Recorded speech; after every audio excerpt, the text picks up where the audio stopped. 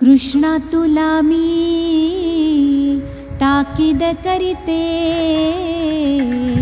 घरी कुणाच्या जाऊ नको रे.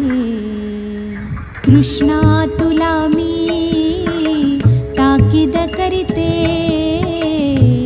घरी कुणाच्या जाऊ नको रे.